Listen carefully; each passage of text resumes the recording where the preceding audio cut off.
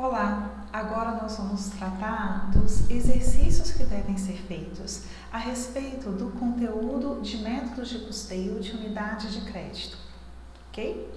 Primeiramente, uma orientação a como fazer os exercícios. Os exercícios de 1 a 4 devem ser feitos à mão e à tinta e só o exercício 5 pode ser entregue em arquivo .xls ou .xlsx, que é o típico arquivo de Excel, ok? Vocês podem fazer no Excel ou fazer em outro lugar e salvar nesse formato. Junta tudo, compacta e então envia para o CIGA, envia via CIGA. Mas uma coisa muito importante, que os exercícios que devem ser feitos à mão, para cada folha em que se escreve, deve ter uma assinatura do aluno, uma assinatura por extenso, nome completo, para identificar que o aluno fez aquele exercício, ok? Se tem 2, 3 folhas de exercício, só a primeira, por exemplo, foi assinada, só a primeira será considerada, tá? É necessário que tenha uma assinatura em cada página a ser considerada. E escrever também a tinta e não a lápis, porque a lápis fica complicado de ver quando tirar foto, nem sempre é possível. Por isso eu peço que escrevam a tinta para ficar mais fácil ver, mesmo que errou, risca em cima e volta a escrever embaixo, não tem problema, mas só é possível visualizar quando é feita a tinta. Em outra coisa, a assinatura ela deve ser por extenso e não rubrica, ok? Sempre a assinatura por extenso com o nome completo do aluno. Ok, vamos passar então aos exercícios em si. Primeiro exercício. Suponha que o indivíduo tenha direito a um benefício BR a partir da idade R, exceto o plano de benefícios. Qual o valor de direito de benefício acumulado a cada ano, a função Bzinho X, para uma pessoa que começa a contribuir com a idade Y, quando Bx é, primeiro, um valor constante, letra B, um percentual do salário, letra C, uma média dos N em anos, últimos salários antes da aposentadoria. Isso aqui, como vocês podem perceber, nada mais é que um exercício que pede que vocês expressem a formulação matemática da função Bzinho de X para esses 3 tipos de situação, que são os 3 métodos de custeio para unidade de crédito que a gente viu na aula. Então, por favor, expressem a função matemática para a função Bzinho de X nessas 3 situações, certo? Número 2.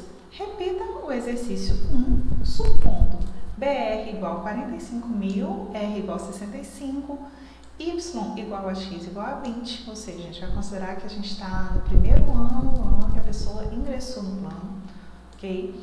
SR, SR igual a 375.192, SY igual a 1.000, N igual a 15, SZ 50 igual a 126.057.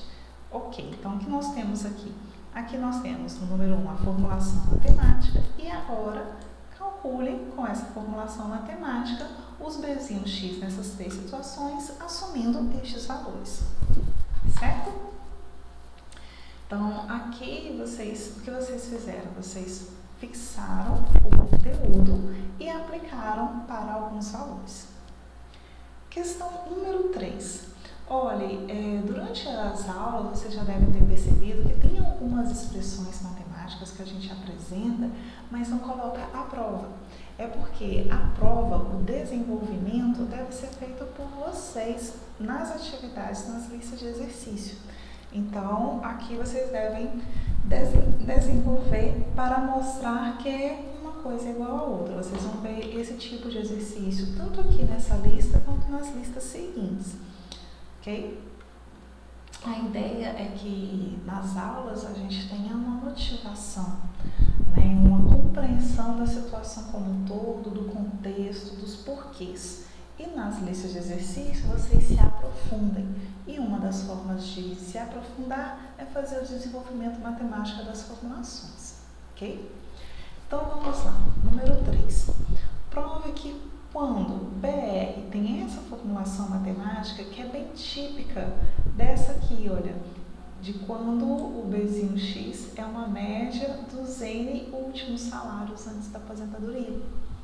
Então, quando nós estamos nessa situação e o benefício é uma média dos últimos N salários, então o Bzinho X pode ser dado por uma certa formulação matemática.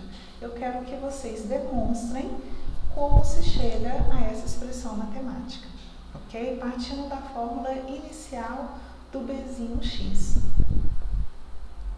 certo? A partir do BR e tudo mais. Reparem aqui que nós temos duas possibilidades para valores de x. Quando x é menor do que y mais n, ou seja, para os primeiros valores de x, antes de chegar aqui nesses últimos n salários, e quando x é maior que y mais n. Questão número 4. Prove que, pelo método de custeio unidade de crédito projetado proporcional ao salário, ok? Quando a taxa de aumento do salário SS é constante a cada idade, então o Bzinho de x tem essa formulação e o Bzão tem essa outra. Lembrem aí um pouquinho do que foi visto em aula. Nessa situação, quando a taxa de aumento salarial é constante, a gente pode assumir que o salário aumenta segundo uma PG. Então, vocês podem pegar a fórmula de uma PG e, a partir dela, chegar nessa formulação matemática para o Bzinho de x e para o Bzão de x. Ok? Dei algumas dicas valiosas. E número 5. Esboce a variação de Bzão x e Bzinho x para cada tipo de acumulação. O que a gente está falando? Quais são esses tipos? São esses três aqui que a gente elencou no número 1. Ok? Comente os resultados encontrados.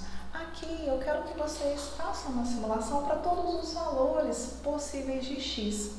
Então, suponha, por exemplo, y igual a 20, r igual a 65, uma tabela de vida até 2000 feminina, ou, vocês têm aí, então, uma tabela de vida, a taxa de juros, a idade inicial, a idade de início de recebimento de benefício, a taxa de aumento salarial, vocês têm o valor do salário inicial, do valor do benefício, o valor de N, vocês têm todas as informações necessárias para fazer as simulações. Se vocês fizerem, por exemplo, no Excel ou em algum outro programa assim, de planilha, vocês poderiam fazer tentando não escrever estes valores, mas criar uma cédula com estes valores, de forma que depois você mudando esses valores da cédula, você mudando todos os resultados. E talvez brincar.